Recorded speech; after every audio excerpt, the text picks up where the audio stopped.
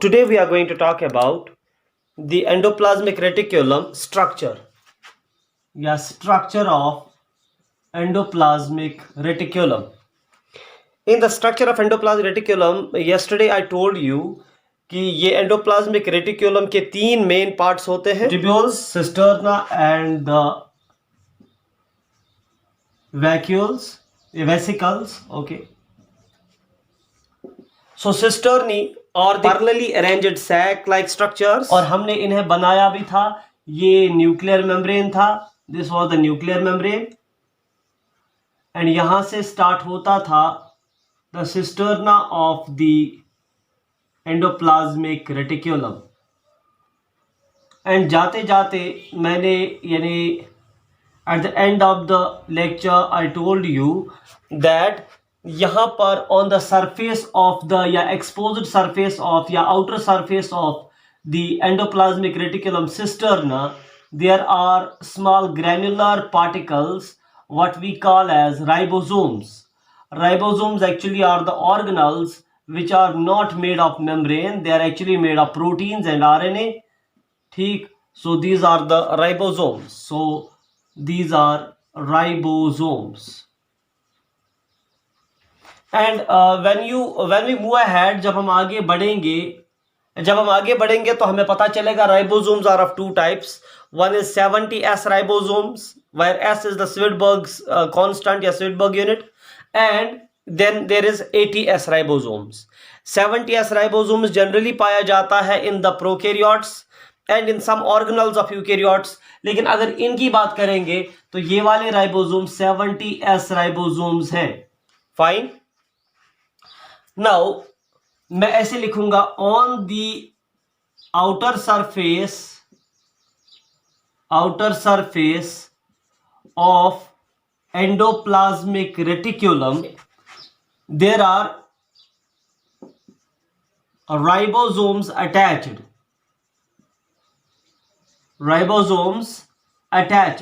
लेकिन ये ribosomes attached किस तरह है या किसकी मदद से है? They are bound with the help of some glycoproteins. इनमें ग्लाइकोप्रोटीन्स होते हैं, ग्लाइकोप्रोटीन्स. अच्छा, इन ग्लाइकोप्रोटीन्स का नाम राइबोफोरिन है, लेकिन अब हमारे पास इत्तेफाक से एक के बदले में दो होते हैं राइबोफोरिन्स. एक होता है ribophorin type 1 and ribophorin second. Ribophorin 1 and ribophorin 2 इस दो तरह के ग्लाइकोप्रोटीन्स होते हैं, जिन ग्लाइकोप्रोटीन्स की मदद से राइबोसोम्स अटैच होते हैं on the outer surface of the this endoplasmic reticulum membrane. Between every two cisterna, ये सिस्टर्ना 1, ये सिस्टर्ना 2, ओके, ये दो सिस्टर्न्स के बीच में there is a gap. Let me shade that area जिसकी मैं बात कर रहा हूं. ये गैप की मैं बात कर रहा हूं जिसको मैंने शेड किया, और अगर आपको अच्छी तरह से नजर नहीं आ रहा तो let me zoom it. Okay, let me zoom the area so that you will understand it well. Okay, so now this is the area between the cisterna 1 and cisterna 2, and between these two cisterna ये जो space मैंने बनाया या जो label मैं कर रहा हूं, it is cytosolic space. Okay, it is cytosolic space.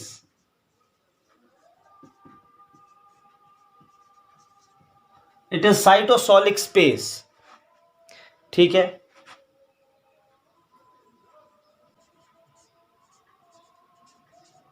It is cytosolic space. ठीक है, अब हमने क्या क्या देखा? एक तो हमने सिस्टर्ना को देखा, they are parallelly arranged sac like structures. एक तो parallelly arranged sac like structures है, और मैंने कहा कि जो है ऑन द आउटर सरफेस या exposed surface of the ER there are particularly ribosomes attached, जो है with the help of glycoproteins, ribophorin type 1 and ribophorin type 2. Okay, इन दो तरह के ग्लाइकोप्रोटीन्स की मदद से राइबोसोम्स अटैच होते हैं on the outer membrane of the या outer surface of the ER या endoplasmic reticulum.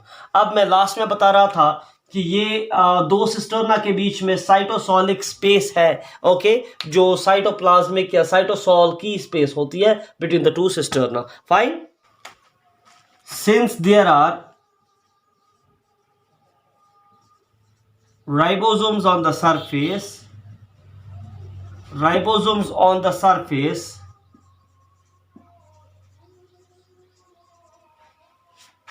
so this type of ER is termed as शाबाश रफ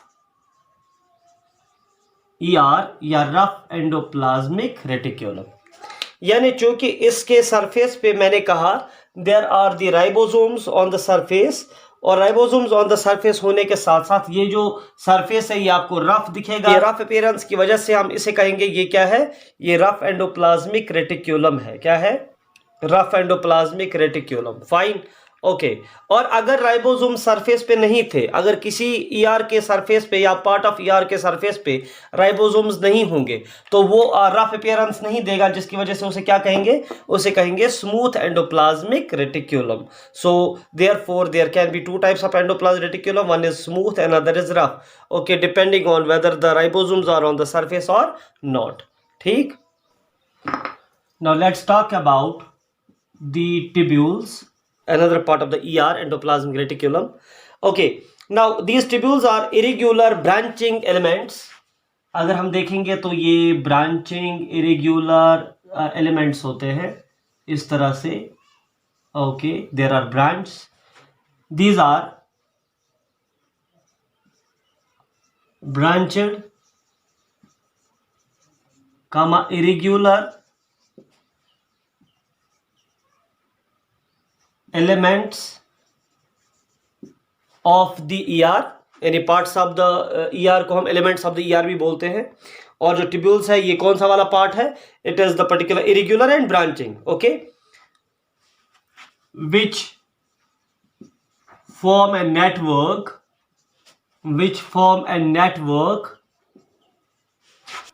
with other elements में कौन आएगा, cisterna. So these tubules form a network with other tubules or even other cisterna with other elements. Fine. They are often, when I say often, that means it's not always, are often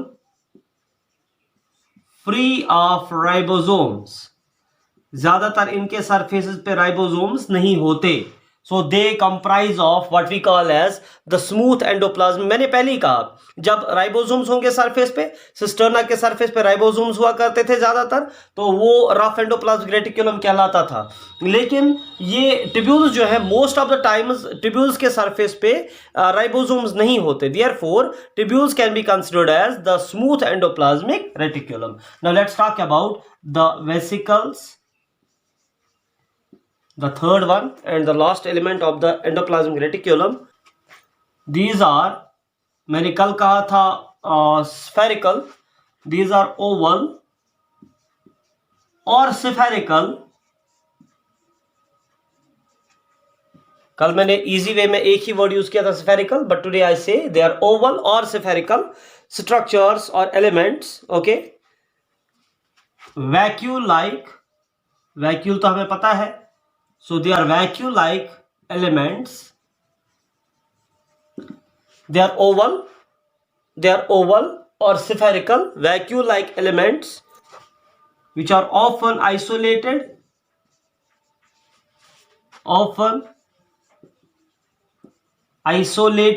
ये network नहीं बनाते, ये isolated रहते हैं in the cytoplasmic matrix या in the cytoplasm generally, okay. इनके पास भी राइबोसोम्स नहीं होते, so they are also free from ribosomes, they are also free of ribosomes.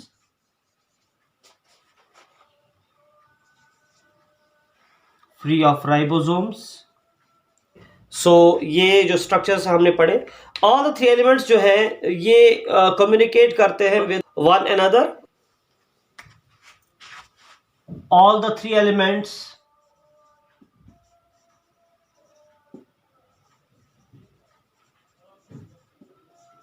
communicate with one another, ये पूरा एक ही स्ट्रक्चर बनाते हैं। with one another. ठीक है. Okay, these have a fluid inside them. They have also a fluid matrix inside them, जिसका मैंने कहा ये उसको हम कहते हैं एंडोप्लाज्मिक मैट्रिक्स. ठीक है, ये lumen of the ER, endoplasmic reticulum का ल्यूमन, खाली स्पेस, हॉलो स्पेस. मैंने कहा था दिट्स हॉलो, और हॉलो का मैंने मतलब भी समझाया था. हॉलो का मतलब जिसके अंदर कोई स्पेस हो, और इस स्पेस में एक फ्लूइड भी होता है. Okay, that fluid is called as endoplasmic, that's endoplasmic matrix. तो इसीलिए मैंने जिस वक्त आपको ये समझाया था कि इट इज हॉलो, उसके बाद मैंने कहा ये हॉलो का मतलब ये नहीं है कि कंप्लीटली ब्लैंक स्पेस है, बल्कि इसके अंदर कुछ तो होगा. वो कुछ जो है वो एंडोप्लाज्मिक मैट्रिक्स है. That is a fluid, a fluid matrix. Endoplasmic matrix जो है ये साइटोप्लाज्मिक मैट्रिक्स से अलग होता है. Endoplasmic matrix is different from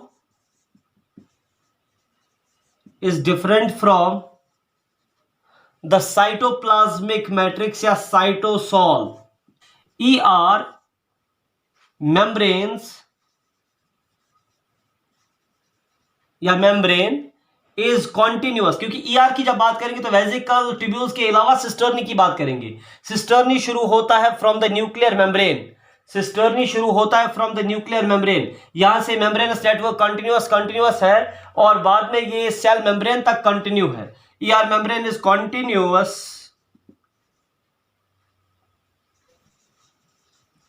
with cell membrane. Golgi के साथ भी ज्वाइंट है,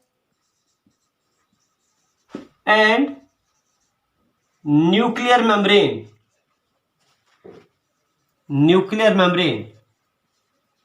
तो ER एक मेम्ब्रेन कॉम्प्लेक्स बनाता है. एंडोप्लाज्मिक रेटिकुलम एक मेम्ब्रेन कॉम्प्लेक्स बनाता है. ओके, कुछ सिस्टर्नी ऐसे होते हैं which open outside by the pores in the cytoplasmic membrane. Okay, या सेल एनवेलप. ठीक, तो इसका मतलब ये है कि ER, Golgi and the nuclear membrane ये एक कॉन्टिन्यूअस जो है मेम्ब्रेनस स्ट्रक्चर बनाता है. ओके, कभी कभी ER जो होता है, लेट मी रब a part of it. If this is a cell and this is a cell wall and this is another cell and its cell wall, and sometimes the two pits are continuous. Okay, two pits are continuous, pit of one cell and pit of another cell, and they form a tunnel like structure called plasmodesmata. And sometimes ER of one cell and ER of another cell will go to the particular plasmodesmata to form a continuation from one cell to another cell, and such ER, the part of that ER, it's called as desmotubule. So there are two types of endoplasmic reticulum. One is smooth endoplasmic reticulum and another is rough endoplasmic reticulum. Okay, it mainly comprises of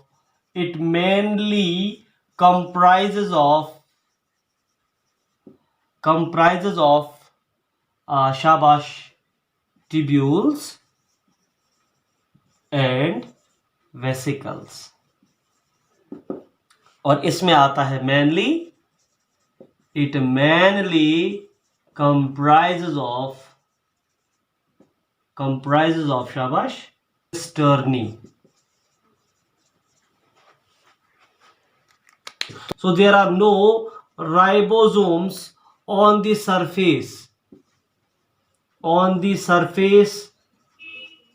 Okay, but rough endoplasmic reticulum is rough in appearance because it has the ribosomes on the surface, and those are attached to the endoplasmic reticulum surface with the help of a special type of glycoprotein which was called as ribofourin, and there was ribofourin 1 and ribofourin 2 of the surface of ER. Now इसके बाद मैंने कहा था in the smooth endoplasmic reticulum there comes it comprises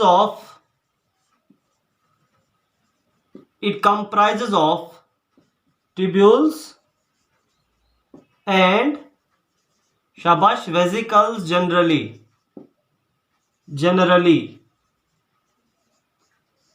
it comprises of the tubules and vesicles. and अगर हम rough endoplasmic reticulum की बात करेंगे, it comprises of शाबाश, it comprises of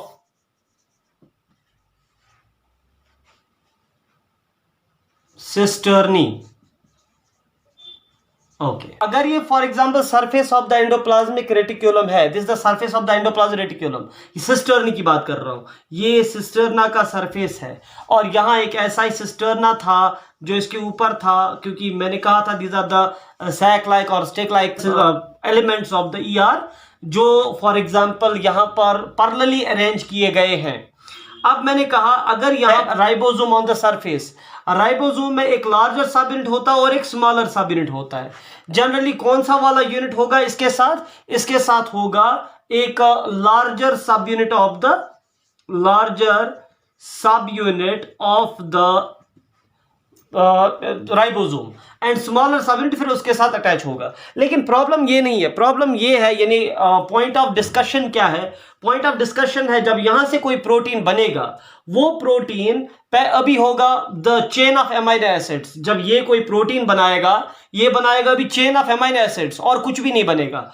लेकिन उसमें फिर सेकेंडरी स्ट्रक्चर, क्योंकि अगर आप बायोमोलिक्यूल्स के बारे में कुछ जानते होंगे, प्रोटीन के बारे में पर्टिकुलरली जानते होंगे, तो protein is having a very complex structure. जो पहले बनता है एक पेप्टाइड चेन यानी एमाइनो एसिड्स का चेन, उसके बाद फोल्डिंग, तो उसके बाद बनाता है ये secondary, tertiary and quaternary structure. That means much complex 3 dimensional structure. तो वो अटेन करने के लिए वो चेन ऑफ एमाइनो एसिड्स को जाना है into the lumen of the endoplasmic reticulum. मेरी बात समझना, यानी प्रोटीन का जो चेन ऑफ एमाइनो एसिड्स है वो बनेगा किधर? वो बनेगा इन द राइबोसोम. उसके बाद उसे मॉडिफिकेशन के लिए एंड 3 और 4 डायमेंशनल जो शेप है उसे अटेन करने के लिए कहां जाना है? Into the lumen of the endoplasmic reticulum. Fine, okay. तो उसके लिए क्या होता है, ये जो राइबोसोम होता है, राइबोसोम के लार्जर एंड पे एक टनल जैसा होता है. Okay, there is a tunnel like I can say space. So जहां से ये राइबोसोम जो है it communicates with the lumen of the ER.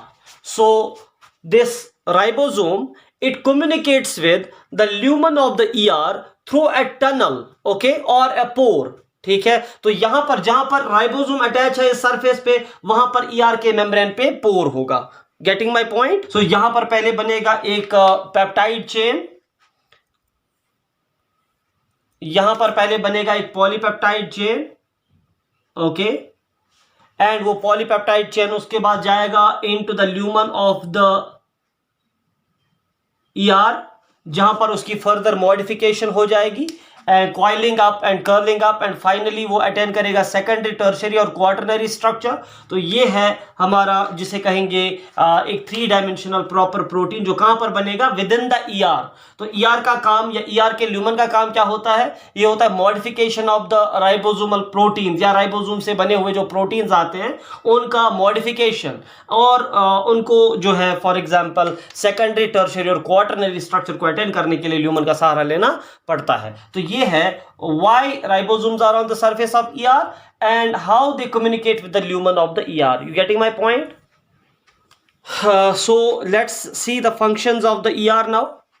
पहले हम देखेंगे functions of ER as general. ठीक है, पहले हम देखेंगे general functions of ER.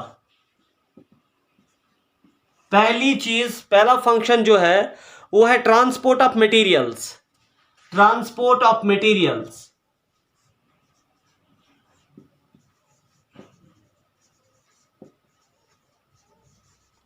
Transport of materials का मतलब जो चीज मुझे सेल के अंदर एंटर करानी है या सेल के बाहर एंटर करानी है, उसके लिए तो प्लाज्मा मेम्ब्रेन है. लेकिन सेल के अंदर जो ट्रांसपोर्ट होने वाला है, ठीक है, जो एक पार्ट ऑफ द सेल से दूसरे पार्ट ऑफ द सेल, यानी सेल के अंदर, ओके, जो ट्रांसपोर्ट मैकेनिज्म होने वाला है, सो वो होता है थ्रू द ईआर। यानी अगर न्यूक्लियस से कोई चीज बाहर निकाल के किसी ऑर्गेनल तक पहुंचानी है, से फॉर एग्जांपल गोल्गी तक पहुंचानी है, उसके लिए ईआर मेरी मदद करेगा। तो आज oneness it is intra cytoplasmic transport, intra cytoplasmic transport, cytoplasm के अंदर का ट्रांसपोर्ट मैकेनिज्म जो है वो ईआर पे आधारित है, यानी ईआर उसमें मदद करता है। साइक्लोसिस ऑफ द सेल भी उसमें मदद करता है और ईआर ऑफ द सेल भी उसमें मदद करता है। ये दोनों कंबाइंडली इसके लिए काम करते हैं ताकि मटेरियल्स जो हैं वो within the cytoplasm transport हो जाए।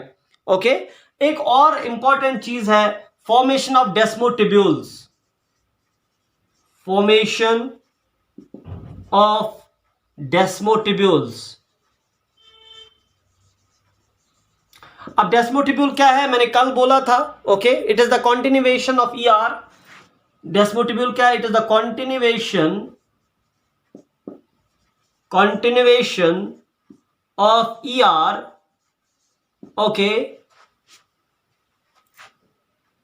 कहां तक ये कंटिन्यूएशन है ये हमने कल बोला था। ओके, सो या एक्सटेंशन भी बोल सकते हैं थ्रू द प्लाज्मोडेस्मेटा।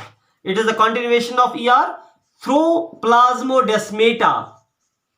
कल शायद इसके बारे में हमने बात की थी, plasmodesmata to ensure intercellular transport. अभी तक इंट्रासाइटोप्लाज्मिक था विद इन द सेल, अब ये इंटरसेलुलर हो जाएगा from one cell to another, to ensure intercellular transport.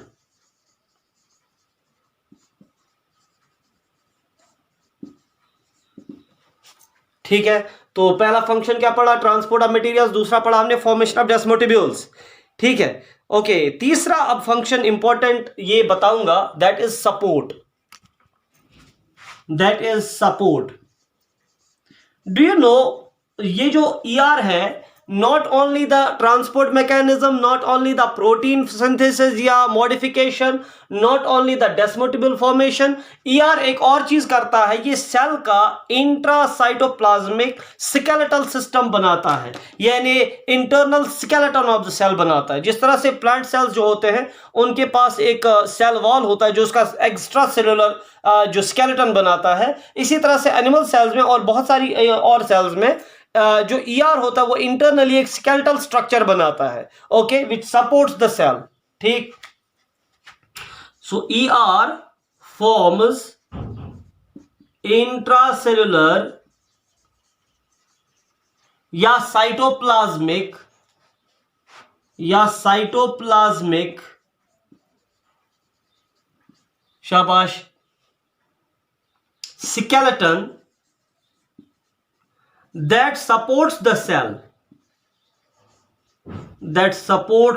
cell, ये सपोर्ट करता है सेल को। Okay, so as the skeletal system supports the body of an organism, okay, वैसे ही ये एज फ्रेमवर्क या एज साइटोस्केलेटन एक्ट करेगा। ओके, ये इंट्रासेलुलर स्केलेटन कहलाएगा, ये साइटोप्लाज्मिक स्केलेटन कहलाएगा या साइटोस्केलेटन कहलाएगा, CYTOSKLELTON, cytoskeleton. It is localization of organelles.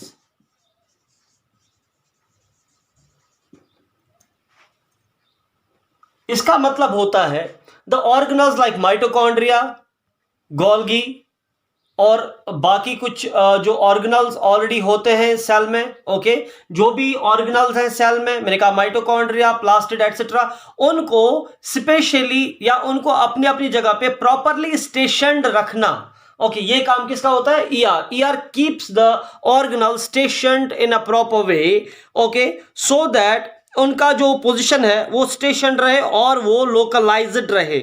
Organelles जो होते हैं वो लोकलाइज्ड होते हैं, उनका स्पेसिफिक या फिक्स्ड जो है वो पोजीशन होता है। इट कीप्स ऑर्गेनल्स स्टेशनड, यानी फिक्स्ड, स्टेशनड और फिक्स्ड, ठीक है, in their respective localized positions. Synthesis of substances like या molecules like proteins, lipids, etc. Proteins और लिपिड्स एटसेट्रा की जो सिंथेसिस है उसमें इसका बहुत इंपॉर्टेंट रोल है. प्रोटीन्स के बारे में तो मैंने अभी बोला, और लिपिड्स की सिंथेसिस में भी इसका एक इंपॉर्टेंट रोल होता है. Getting my point? Okay. So it acts as the surface for synthesis of the materials. ठीक है. Number next. Okay. It also helps the cell okay in storage of materials. अगर हम टेम्पररी स्टोरेज देखेंगे synthetic products का, जैसे glycogen का, it helps in the temporary storage of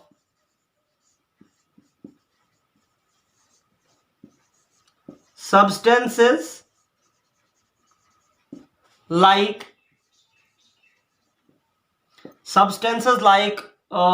glycogen. उसको temporary storage करने का काम भी किसका होता है? ER का होता है. Localisation of organelles, synthesis of substances like proteins and lipids etc. and it also helps in the temporary storage of substances like glycogen. Getting my point? यानी ग्लाइकोजन को टेम्पररी स्टोर करने का काम भी इसी का होता है. ER also contains various enzymes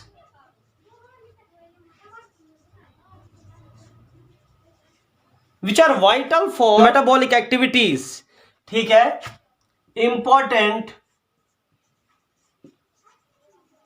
for catalyzing various metabolic activities.